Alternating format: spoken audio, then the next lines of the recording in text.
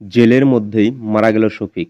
জেলার জানালেন, কারাবদ্ধ থাকা অবস্থায় শফিক মারা যায়। তাকে পল্লীগ্রাম টিভির রিয়াজ, রোহান, বিশু, ইয়াসিন এবং শ্রাবণীসহ আরও অনেকেই দেখতে আসে। শফিকের মা বলেন, আমার সহজ সরল ছেলেটা ওই মেয়েটির কারণেই আজ মারা গেল।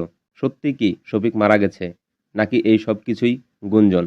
সবই জানবো আজকের এই ভিডিওতে। তাই এই ভিডিওতে একটি লাইক করে সম্পূর্ণ ভিডিওটি দেখতে থাকুন।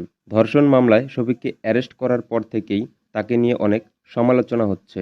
কেউ কেউ বলছে শফিকের ফাঁসি হয়ে যাবে, আবার অনেকেই বলছে এরকম সামান্য বিষয়ে ফাঁসি হবে না। কিছু লোক তো এটাও বলছে তারা দুজন তো স্বামী স্ত্রী ছিল, তাহলে তাদের একান্ত সময় কাটানোকে ধর্ষণ কেন বলা হচ্ছে? তো বন্ধুরা, এবার জেনে নেই শফিক কি সত্যি মারা গেছে।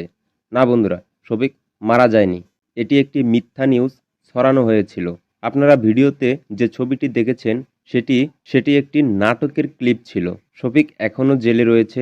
অনেকেই জানতে চাচ্ছেন শফিককে কবে ছাড়া হবে। এই বিষয়ে বর্ষা বলেন, আমি শফিকের সাথে দেখা করতে গিয়েছিলাম। 5 তারিখে তার শুনানি। আশা করি খুব তাড়াতাড়ি শফিক ছাড়া পাবে। তো বন্ধুরা, তোমাদের কি মনে হয় শফিক কবে ছাড়া পাবে? কমেন্টে জানাও এবং পরবর্তী ভিডিও পেতে এই চ্যানেলটি সাবস্ক্রাইব করে রাখো।